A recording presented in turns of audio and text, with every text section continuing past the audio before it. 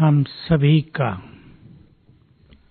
लक्ष्य स्वयं को व्यर्थ से मुक्त करना भी है। चला नहीं भाई अभी। व्यर्थ से मुक्त करना भी है और भरपूर करना भी है। केवल खाली करना नहीं, भरपूर करना भी है। तो बाबा ने क्या दिए हमें? अपने सर्व खजाने दिए हैं। कल आपने नोट किया हो, बाबा ने कहा खजानों के मालिक हो। सोचना है, नोट की ये बात। हम खजानों के मालिक हैं।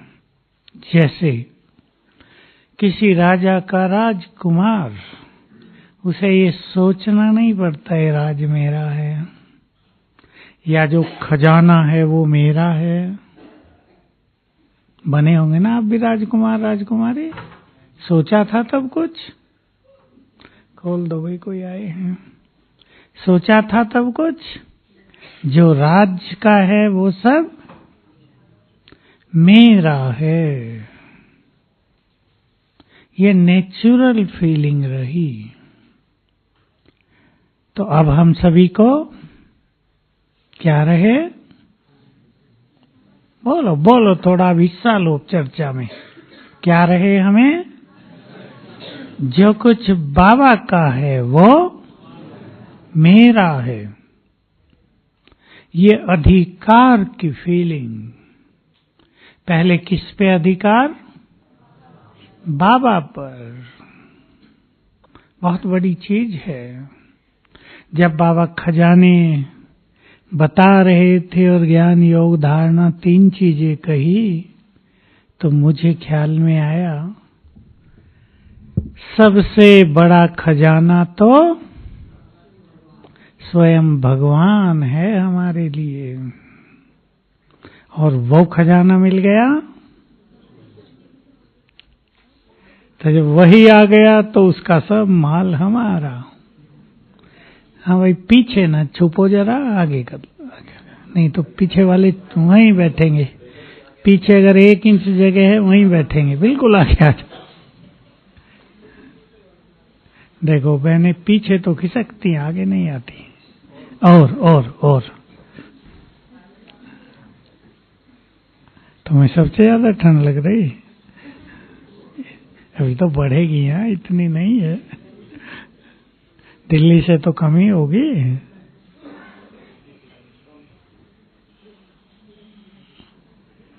तो खजाने, कोई सोच भी नहीं सकता कि हम क्या कह रहे हैं। सबसे बड़ा खजाना, जो खजानों का मालिक है, वही हमारा है। तो पहली ये सर्वश्रेष्ठ खुशी हम सबको रहनी चाहिए। और उसके बाद पहला खजाना कौन सा मिला? ज्ञान का खजाना। उससे ही तो सब कुछ पता चला ना। ज्ञान ही न होता तो बाबा और ये सब बातें ही नहीं। ज्ञान का बहुत बड़ा खजाना मिला। अब सोचना ये है कि हम ज्ञान को खजाना अनुभव करते हैं या नहीं? करते हैं? कैसे खजाना? कहाँ आपकी पॉकेट में? पर्स दिखाओ अपना।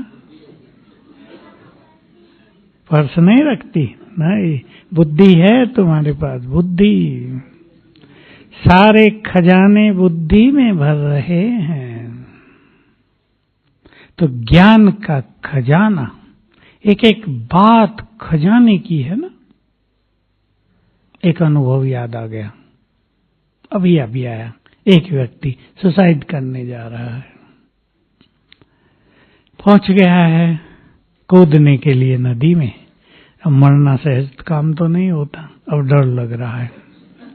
पता नहीं कहां से उसके फोन की घंटी बजी और उसने उसे बंद करके मुझे फोन किया। मरने आ गया हूं, मैं ऐसो से हंसी कर लेता हूं तो मर जाओ, पूछने क्या जरूरत, मरने के लिए पूछना होता है क्या? कहा नहीं, डर लग रहा है। बस मैंने उसे कहा संगम योगी जीवन बहुत मूल्यवान है, जन्म जन्म का भाग्य बनाया जा सकता है, चलो वापिस चलो, बस हो गया काम। वो उसका बेड टाइम था, खत्म हो गया। बेड टाइम सेकंड का भी होता है, 1 मिनट का भी होता है, वो पूरा होते ही, और ये जब उसकी जागृति हो गई उसको कि ये जीवन, ये समय बहुत अनमोल है, एक ही संकल्प से उसे लगा मैं ये क्या कर रहा हूं, ये तो दोबारा मिलेगा ही नहीं। तो एक बाबा का महावाक्य उसके लिए कितने रुपए का हो गया? गिनती नहीं। या तो उसके जीवन का अंत हो रहा था, या अब वो बहुत अच्छी स्थिति में है, धन से भी और वैसे भी हर तरह से। तो एक एक महावाक्य रतन हमारे लिए अनमोल है। अब बहुत भारी खेल हमें देखना है, आगे चल के देखना है या नहीं? कोरोना का तो छोटा लगेगा, तब के तो कुछ भी नहीं था। बहुत भारी खेल देखना होगा। अगर एक ही महावाक्य याद रहेगा,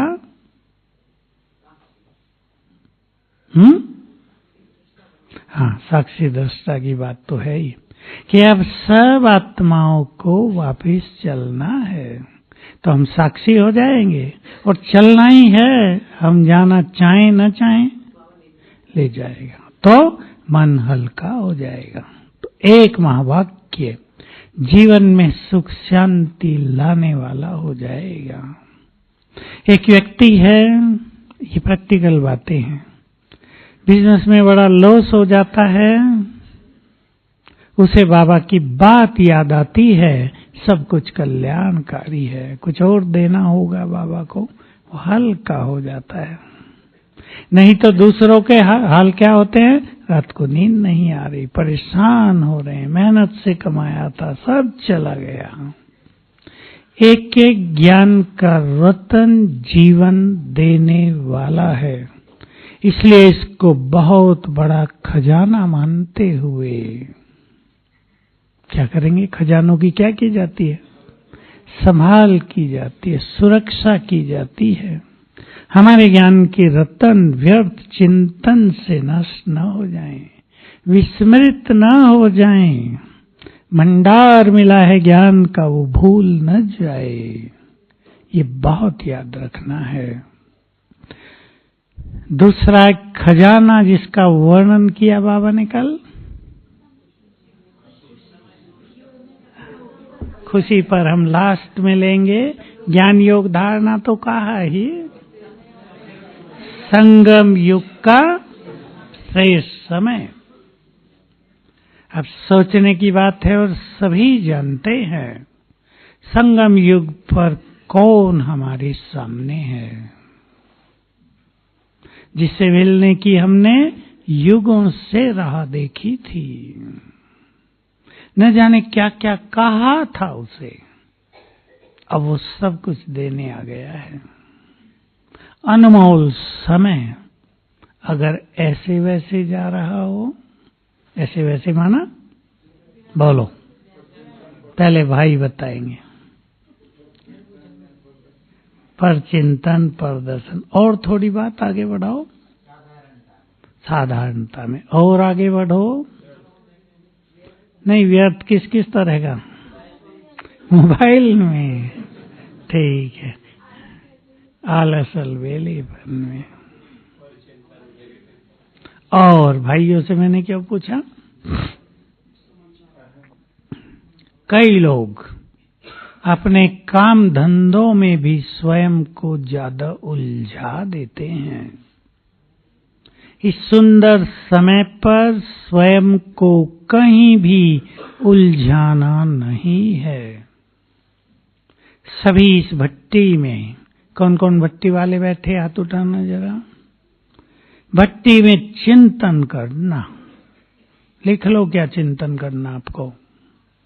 संगम युग पर मुझे क्या करना चाहिए, क्या नहीं। बहुत अच्छी तरह चिंतन भी करना और ये भी चिंतन करना कि किन किन चीजों को छोड़ देते हैं। बिना छोड़े प्राप्तियां नहीं होती, बिना त्याग के भाग्य नहीं बनता।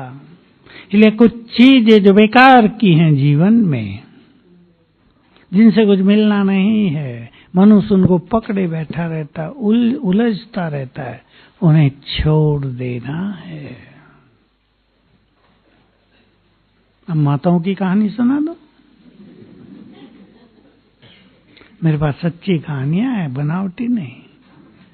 माता एक ही चीज में उलझ गई है, मेरा बेटा मेरी सुनता नहीं है, एक लाइन केवल, और उसने अपने को इतना दुखी कर लिया है, सच्ची बात सुना रहा हूं, न योग लगता, न खुशी है जीवन में, न शांति है, केवल लड़का है, और वो भी किस भाव से, सुनता नहीं।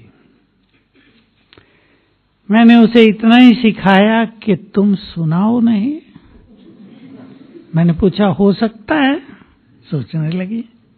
मैंने कहा ज्यादा सुनाती होगी। उसकी देर से समझ में आया कि मैं भी कुछ गलती कर रही हूं। अब सारे दिन पीछे पड़ी रही आपकी मम्मी आपके कि यहां ना जाना, ये ना खाना, सेंटर में इतना समय क्यों लगाया, सेवा क्यों की इतनी, पढ़ाई नहीं पढ़ रहा है, जीवन खराब करेगा। तो बच्चों का क्या हाल होगा, सारा दिन मार पड़ती रहे उन पे, तो आखिर उनकी मेंटलिटी हो जाती है बोलने दो, बोलती रहती, सुनना ना, ठीक है सब। होगा या नहीं होगा। बहुत मुश्किल से मैंने उसको राजी किया कि तुम एक काम करो, सदा न करना, 15 दिन उसे कुछ भी न कहो, चुप हो जाओ। मैंने कहा फिर मुझे फोन करना। क्या हुआ, 10 दिन में ही बताया कि बेटा आ गया पास, मम्मी नाराज हो गई, कुछ बोलती नहीं आजकल। मैंने कहा यही तो होना था, तुम ज्यादा बोलती हो तो वो परेशान। तो कुछ ऐसी चीजें हैं जिनसे हमें स्वयं को मुक्त रखना है। कुछ व्यर्थ की चिंताएं मनुष्य ने पाल ली हैं, व्यर्थ की चिंताएं, उनसे अपने को मुक्त रखना है। कल मुझे 2-4 माताओं की बात बड़ी अच्छी लगी। अब माताओं की अच्छी बातें सुनो आप। 3 थी, तीनों के साथ एक एक छोटे बच्चे थे, 7-8, 5-7 साल के। मैं बच्चों से पूछ लेता हूँ कैसा पढ़ते हो भाई, मोबाइल अच्छा लगता है या पढ़ाई। तो माताएं हंसती हैं कि तो मोबाइल छोड़ती नहीं है। मैंने कहा तो तुम सबको चिंताएं होती होगी। कहा नहीं, हम चिंता नहीं करते, अब कौन सा इन्हें कलेक्टर बनना है, अभी तो 7 साल की है, पढ़े ना पढ़े, इतने तो खेल ही पूरा हो जाएगा। मैंने कहा ऐसी माताएं अद्भुत मस्त कि हमें भगवान पढ़ाने आया और हम इनके पीछे लगे रहे। भगवान हमारे पीछे लगा हुआ है ना अभी, और लगा भी इसलिए है कि तुम्हें बना के छोड़ूंगा, इसके पहले नहीं पीछा छोड़ूंगा तुम्हारा। देखो ये भी कितना प्यार है ना। तो भाई देख लो कहाँ बैठ सकती हैं आप, जगह बनाओ सोफे वालों। तो सभी बहुत अच्छा चिंतन करेंगे। संगम युग को कैसे कैसे सफल करना है, यह अनमोल समय फिर नहीं आएगा। बहुत अच्छी तरह अपने को देखेंगे। जब हम संसार से जाएं तो पछताते हुए जाएं, या वाह वाह वाह वाह, जैसे कल बाबा कर रहा था ना, वाह बच्चे वाह। कल तो बहुत ही खुश था भगवान, इतना खुश कभी कभी होता है। 10-20 को देखा होगा चमकते चेहरे, खुशी में, खजानों में, तो देने वाला भी प्रसन्न होता है ना फिर। तो हम सभी संगम युग को सफल करेंगे। ऐसे जाएं, वाह बाबा आपसे सब कुछ मिल गया, भरपूर होकर चले आपके धाम, अपने धाम। ये खुशी और नशा हो, इसके साथ हम अपने घर चलें। ठीक है, चलेंगे ऐसे? कौन कौन चलेंगे ऐसे बताओ? सब देख लो, खाली तो जाना ही नहीं है, नहीं तो जाने ही नहीं देगा बीच वाला। कहेगा खाली जा रहे हो, फायदा क्या हुआ? रोक देगा आपको बीच में। खाली किसी को नहीं जाना है। तो बाबा ने कौन कौन से खजाने दिए, हम थोड़ी सी चर्चा करके फिर खुशी पे आते हैं। भारत में पहले से ही 9 निधि ये गायन है, 9 खजाने, 9 गिन लें आप। ज्ञान योग धारणा के और बढ़ा देते हैं थोड़े थोड़े। ज्ञान का खजाना, बस एक एक शब्द लिखना अब। गुणों का, शक्तियों का, खुशी का, समय का, दुआओं का, महान संकल्पों का, श्वास समय एक कर लो, पवित्रता का, पुण्य कर्मों का। हो गए 9? हाँ, उन सब में गुणों में संतुष्टता भी आ गई। जो तीनों बाबा ने गए, ज्ञान योग धारणा, सब आ गए, 9 इन आ गए। उनमें जो भी हम अभ्यास करते हैं वो हमें खजाने प्रदान करते हैं। योग से हमें सारे खजाने मिलते हैं, शक्तियां भी, गुण भी, बाबा की दुआएं भी, महान संकल्प भी, प्योरिटी भी, ये सब योग से मिलती है ना। तो हम इन खजानों से स्वयं को भरेंगे और इनका दान भी करेंगे। और एक एक खजाने का नाता भविष्य से है। ज्ञान खजाने वालों को स्थूल खजाने बहुत मिलेंगे। समय जिन्होंने सफल किया, समय को खजाना माना, वो हर जन्म में समय पर सफल होंगे। उन्हें ऐसा नहीं लगेगा जब राइट टाइम आया तो खेल बिगड़ गया। समय सफलता का वरदान देगा। गुणवान बने, जन्म जन्म गुणवान बनेंगे, परिवार बहुत अच्छे रहेंगे।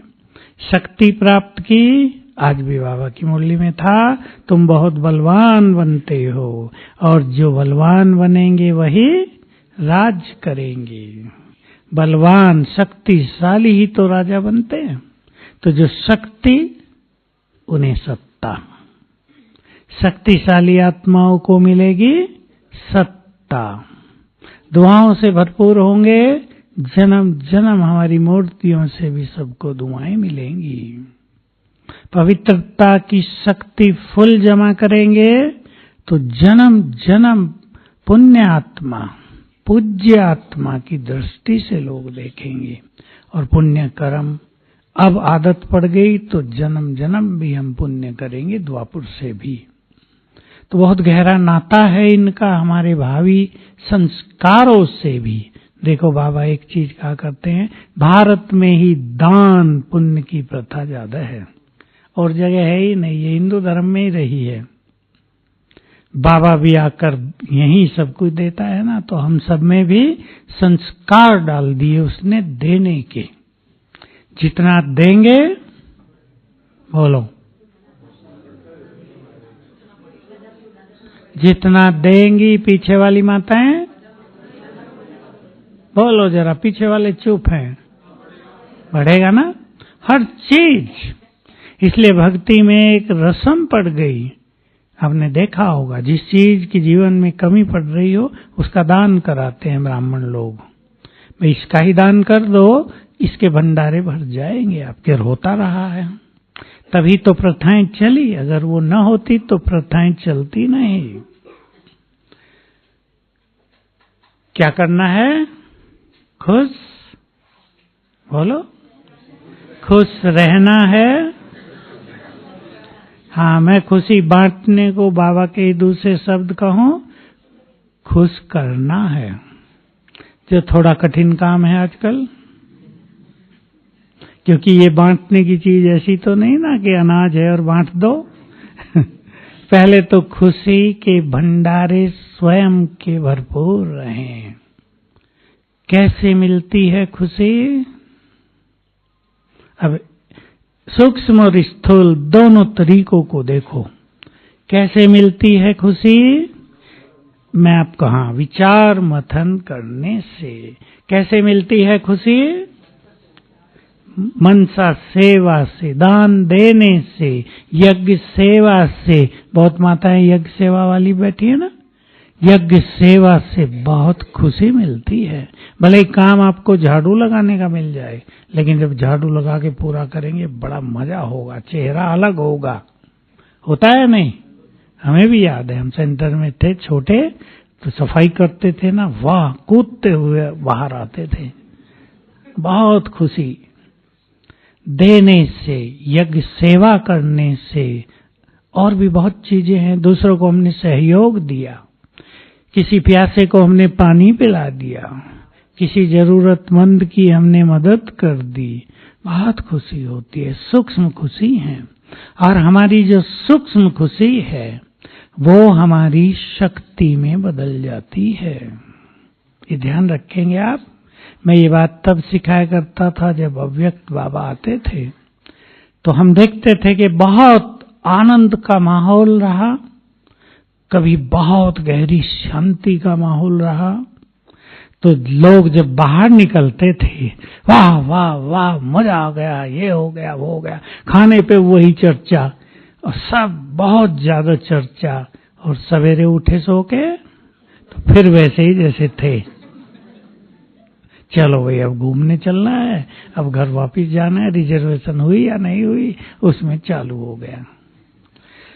खुशी, मिलन का आनंद, आपकी भट्टी का बहुत सुख आपको मिलेगा यहाँ। ये सब कायम रहें, ये सब हमारी शक्तियां बन जाएं, इसके लिए अंतर्मुखता के साथ चिंतन आवश्यक होता है। चिंतन से और अंतर्मुखता से वो चीजें समा जाती हैं अंदर में। ये सभी सदा ही याद रखेंगे। तो हमें खुशी का खजाना बहुत बढ़ाना है। अब सूक्ष्म रूप से देखो, सवेरे उठकर हमारा बहुत अच्छा योग होगा तो खुशी बहुत बढ़ जाएगी। और हम 5 बजे सो के उठे तो उठते ही क्या होगा? क्या होता है उठते ही? उठते हैं ना बहुत लोग 5 बजे, खुशी खत्म, अरे 5 बज गए, मिस हो गया, बाबा बुला ही रहा होगा, हम सोए रह गए, बाबा क्या कहेगा, देखा मैं सब कुछ देने आया, ये कैसे हैं सोए हुए। खुशी खत्म। माया से विजयी हुए, बहुत खुशी, और जरा भी क्रोध आ गया, एक बार क्रोध आ जाए तो सारा दिन की खुशी गायब। अनुभव होगा सबको, थोड़ा बहुत तो आ ही जाता है, किसी को कभी कभी आता है, किसी को रोज आता है, किसी को रोज भी थोड़ा कई बार आ जाता है। विजयी बनना है। मुरली सुनेंगे, बहुत खुशी होगी।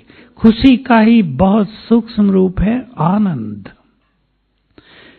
3 चीजों को जोड़ लेंगे, खुशी, ईश्वरीय नशा और आनंद। खुशी और नशा जब साथ चलते हैं तो खुशी लंबा समय चलती है। खुशी छोटी छोटी बातों से गायब नहीं होती। अब छोटी छोटी बातों पे ध्यान दें। आप सब जानते हैं, इनको इकट्ठा कर लें। कोई हमारी महिमा करे तो हम बहुत खुश, और थोड़ी निंदा कर दे तो सारा दिन खुशी चली गई। उसके 2 शब्दों ने हमारे खजाने की चोरी कर ली।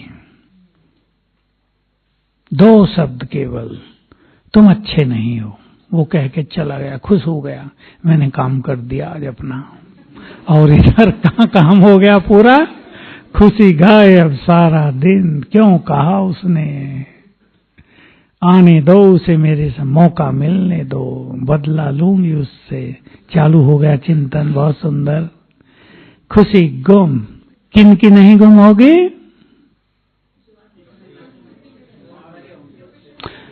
जो स्वान में बहुत रहेंगे और संकल्प कर लिया हो मुझे मान अपमान में समान रहना है। देखो बाबा ये बात हमें बहुत सिखाते हैं, और जब ये मुरली चलती है आप ध्यान देंगे, बाबा एक बात जरूर कहते हैं कि मान भी मिलेगा, अपमान भी मिलेगा। जैसे सर्दी भी है तो गर्मी भी है, एक चीज नहीं होती, अपोजिट चीजें चलती ही रहती हैं। तो कभी हार भी होगी, जीत भी होगी, लाभ भी बहुत हो सकता है, कभी हानि भी हो जाती है। कभी हम अपने कार्यों में पूरे सफल होते हैं, कभी नहीं होते। ये खेल ऐसे ही चलता है द्वापर से, इसे हमें स्वीकार करना है और मन को तैयार करें कि मुझे इन चीजों में समान रहना है। तो हम अपनी खुशी को हर परिस्थिति में कायम रख सकेंगे। खुशी गुम होती है जब हमारी कामनाएं दूसरों से बहुत होती हैं, एक्सपेक्टेशंस बहुत ज्यादा, हम दूसरों की तरफ प्यासी नजरों से देखते रहते हैं। तब कामनाएं ज्यादा, खुशी उतनी ही कम। खुशी पूरी करनी है तो कामनाओं को कम करना होगा। जो जितना निष्काम वो उतना ही प्रसन्न। तो अपने पर विचार करना, सोचें, अपने को देखेंगे कि कहीं हमारे व्यर्थ संकल्प हमारी खुशी को छीनते तो नहीं है, कहीं हमारा फीलिंग का संस्कार खराब है या अच्छा है संस्कार। सबको ही आती है, किसी को ज्यादा, किसी की फीलिंग प्रसिद्ध होती है, बड़े मूडी हैं, फटाफट मूड ऑफ कर लेते हैं। अब इन्हें मनाते रहो भाई, 2-4 लोगों को लगना पड़ता है उनके पीछे, मान जाओ मान जाओ। यार नहीं मानूंगी है नहीं, बच्चे करते हैं ऐसे ही आपके घर में, कभी कभी बड़े भी कर लेते हैं। फीलिंग जिसमें है वो कभी खुश नहीं रह सकते। इसलिए बाबा ने कहा था, एक ही बार कहा है, वो आपको नहीं पता है। हीलिंग माना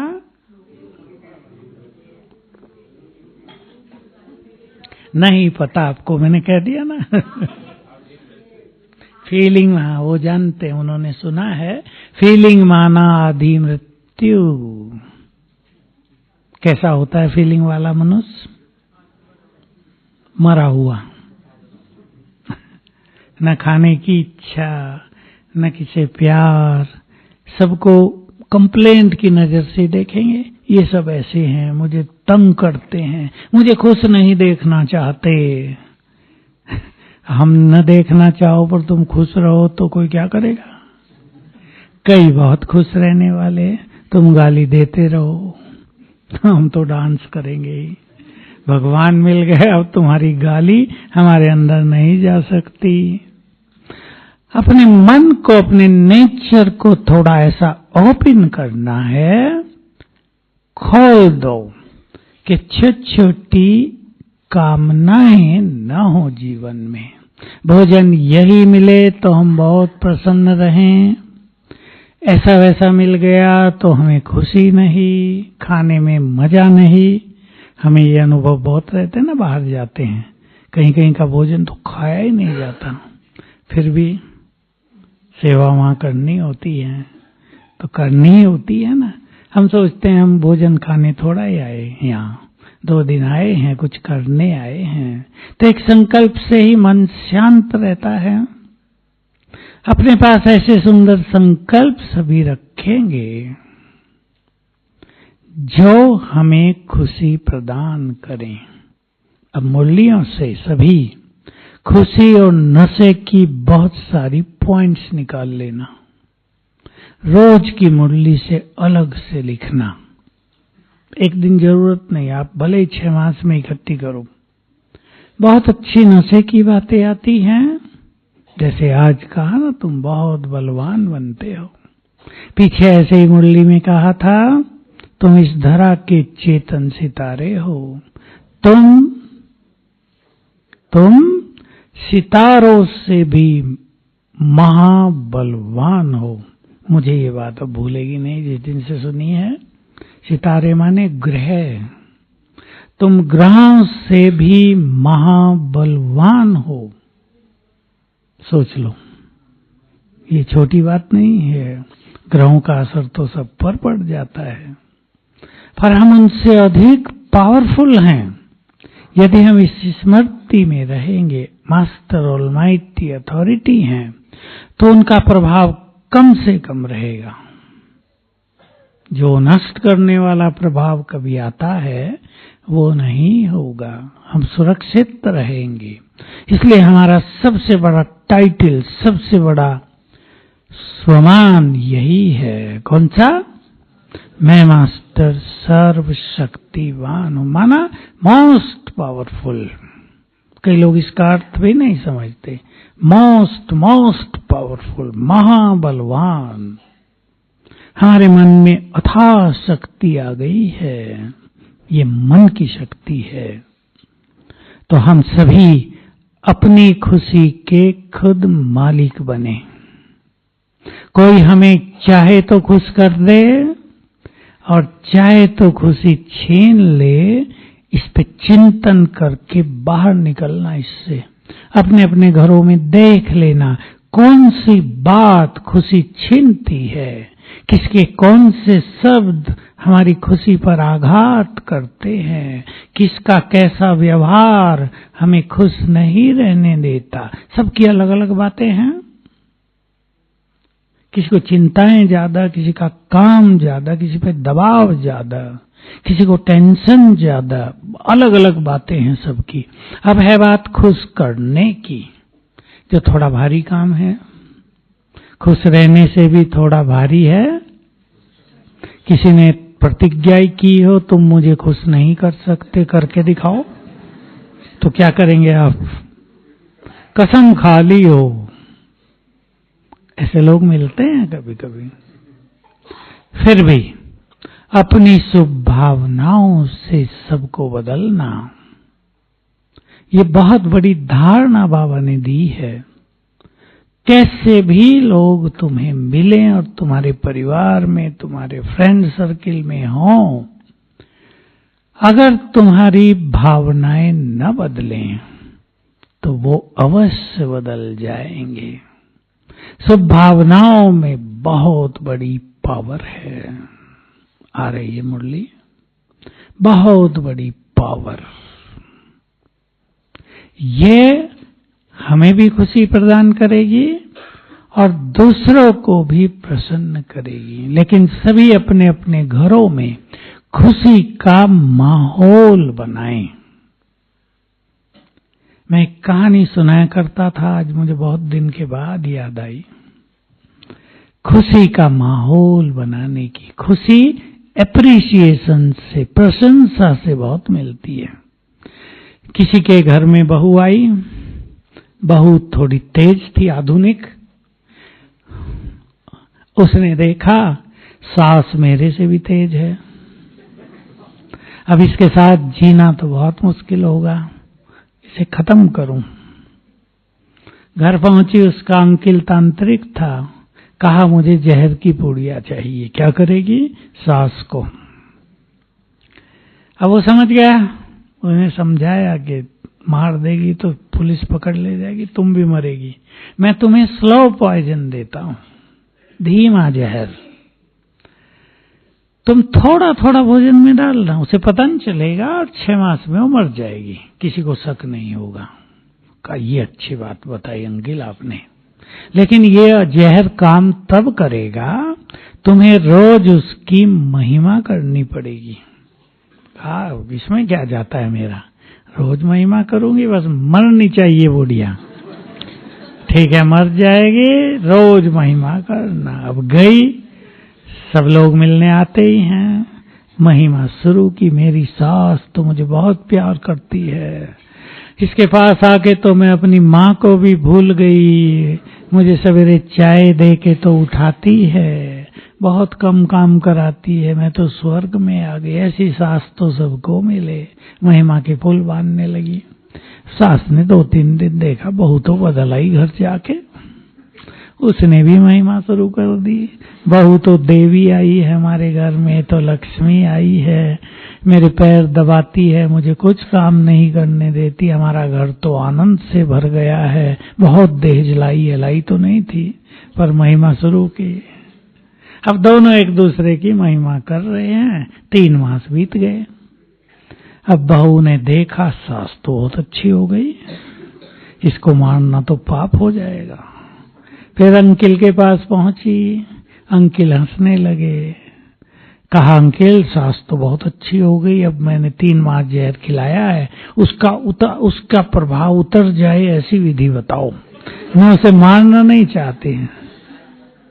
अंकिल ने कहा, पगली वो तो राख दी थी मैंने तुम्हें, जहर तो तुम्हारे अंदर था, वो निकल गया, अब जाओ सुखी रहो, प्यार से रहो। क्या सीखते हैं इस कहानी से? एक दूसरे की महिमा करो। बाबा ने कितनी कही की कल, सोचने की बात। भगवान वाह वाह कर रहा है, जबकि वो जानता है इनका क्या हाल हो गया है। कितने ही तो बड़े बड़े पापी बैठे हैं वहां, मेरी सुनते ही नहीं, वो बैठे हैं, लेकिन महिमा की पुल बांध रहा। तो कितने खुश हो गए थे सब। और जब बहुत खुश हो गए तो जरूर सोचेंगे ना, बाबा ने जो कहा वो करना है। खुशी ऐसी चीज है जो हमें इतना प्यार दे रहा है, जो हमें रोज आगे बढ़ा रहा है, उसकी बात तो हम सुनेंगे ही। होता है या नहीं? और वही डांट डपट देता, सबके चेहरे तो लटके हुए होते बाहर निकल के, और कहते बाबा तो बोलता ही रहता है भाई। हमारा अपना काम है, हमसे फुर्सत नहीं होता, ढीले हो जाते। तो देखो, सुप्रीम टीचर की कितनी सुंदर अद्भुत कला है पढ़ाने की। इसलिए वो केवल बाप नहीं, कल तो 2 शब्द बोले, गुरु भी है, गुड फ्रेंड है, प्यार का सागर है, हमारा सबसे बड़ा हितैषी है वो। उससे बड़ा हितैषी चारों युगों में कोई मिलेगा ही नहीं। तब तो याद करते रहेंगे ना उसे, पहचानेंगे भी नहीं, पर उसको ही याद करेंगे, उसके ही मंदिर बनाएंगे, उसके ही गुणगान करेंगे। उसका ये परम हितैषी स्वरूप हम सब ने देखा है ना, हमारे अंतर मन में समा गया है। एक मुल्लिम बाबा ने कहा, तुमने यहाँ ज्ञान सुना, बाप से पालना ली, तुम ही जाकर मंदिर बनाओगे। और एक बात और अंडरलाइन जो बहुतों को पता नहीं है, तुम ही द्वापुर में जाकर शास्त्र लिखोगे। ज्ञान है ही हमारे पास ना, जो थोड़ा बहुत, बाकी तो भूल जाएगा। जो यहां हम देख रहे वो तो हम देख रहे हैं ना, तो उसका वर्णन हम ही करेंगे ना वहां, उसे पुराण बन जाएंगे, भागवत बन जाएगा। तो इस सुंदर प्रभु पालना हमें मिल रही है। अब सोच लें हम दूसरों को खुश कैसे करें। चैलेंजिंग काम है। हर एक की इच्छा को परख कर उसे वही देंगे जो उसे चाहिए। कुछ लोग प्यार पाकर प्रसन्न हो जाते हैं, कोई वस्तु पाकर प्रसन्न हो जाते हैं, कोई मीठे बोल सुनकर प्रसन्न हो जाते हैं। चेक कर लें। किसी को आप कुछ भी न दो, केवल शाबाश कर दो, पढ़ो बहुत अच्छे, तुम बुद्धिमान हो, इतने नंबर आ जाएंगे, न भेजो कोचिंग में, खुश रहेगा बच्चा। और कोचिंग में भेज दो, पैसे रोज दे रहे हो लेकिन दो डांट भी रोज लगा देते हो, पढ़ता नहीं है, पैसे वेस्ट कर रहा हमारा, तो बेचारा नाराज रहेगा। हमारा व्यवहार खुशी बांटने वाला होता है। तो ये कला सब सीखते चलें। आप सब अनुभवी हैं, घरों में किसको कैसे राजी किया जाए, और बस यही करेंगे। भगवान ने जैसे हम अपने बच्चों को राजी किया, वैसे ही उसी कला से हम भी सबको राजी करेंगे। बस ये क्लास हम यहीं समाप्त करेंगे, क्योंकि आप बहुत सुन रहे हैं आज। ओम शांति।